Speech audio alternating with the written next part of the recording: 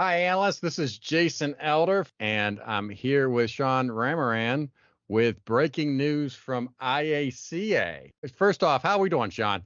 I'm doing well. How are you doing, Jason? Very good. I appreciate you being here with this breaking news. This deals with the elections. We were talking last time. It was a election period for the VP of Administration. And so the voting period officially ended September 30th, but there needs to be an additional election because the majority was not fulfilled in the election results. That's correct. So the IACA made the announcement today. We're recording this on October 6th, and they said that there has not been a majority reached. So there were the three candidates running for VP of Administration.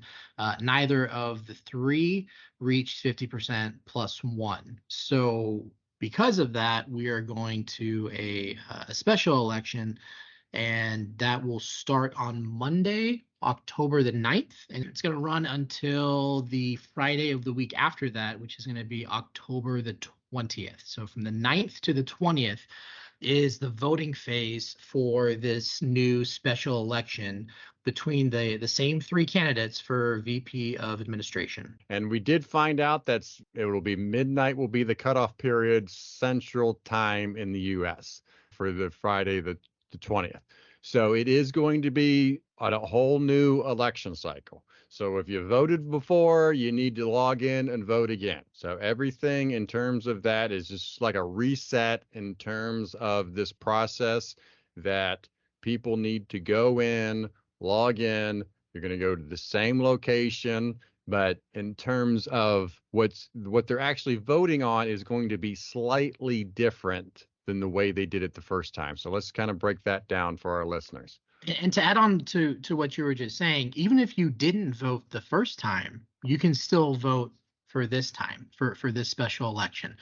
So the website that you're going to go to is iaca.net/elections. And instead of just choosing one candidate, you are going to rank the three candidates in order of preference. So you're going to rank them all one, two, or three in whatever order that you wish.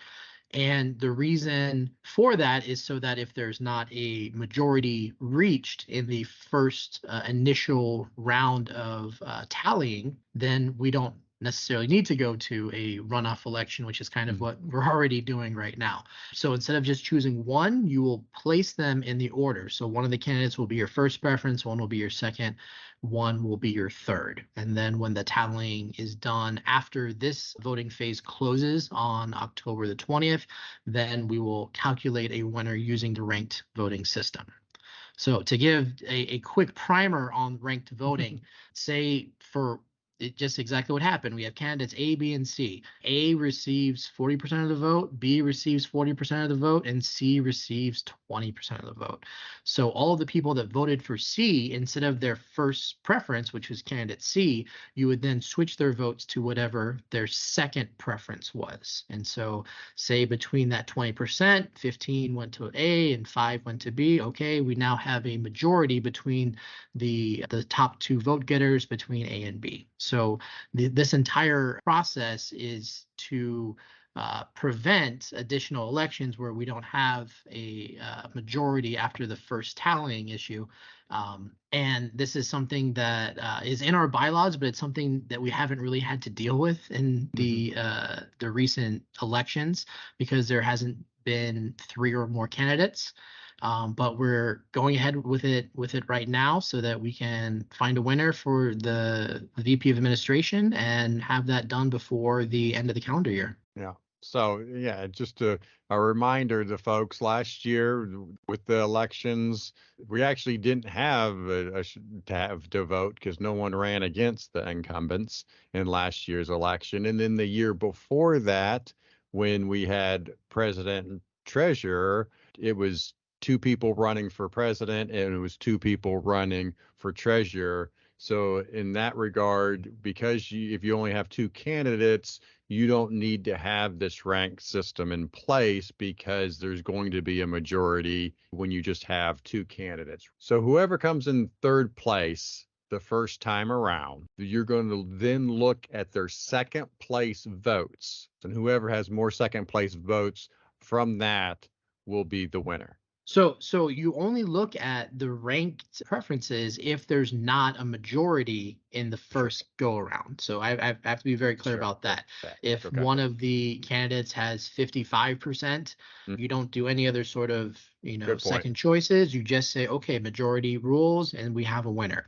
So it's only when, in this case, we have no single candidate has reached that 50% plus one threshold.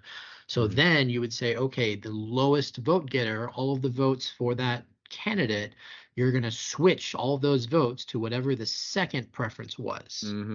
And then you reallocate the votes and then you tally again. So let's be awful here. And what happens if once you do that, you still have a tie? Is that there's an equal amount of second place votes given to that in that scenario?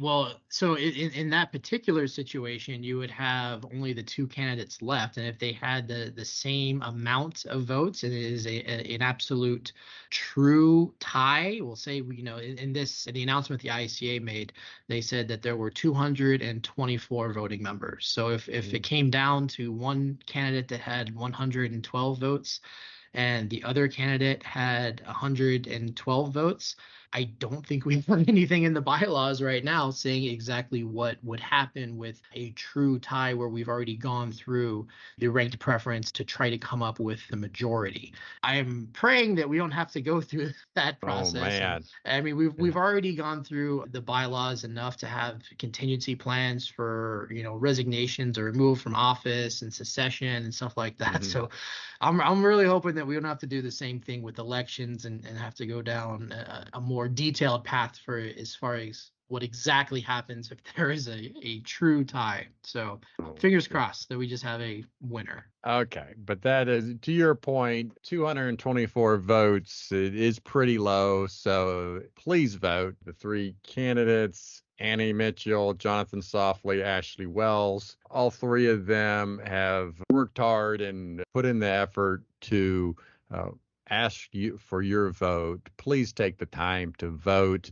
As Sean says, whether you voted the first time or not, this is a brand new cycle.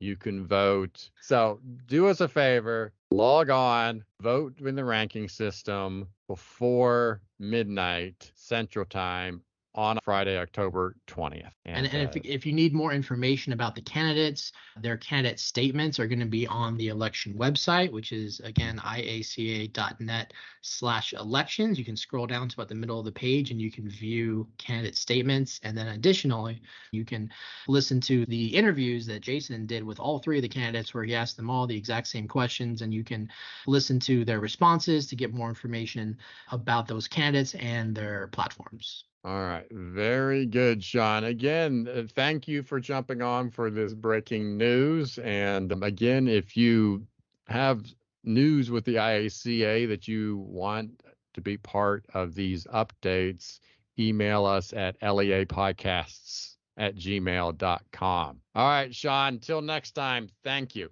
You're very welcome. Have a good one, Jason.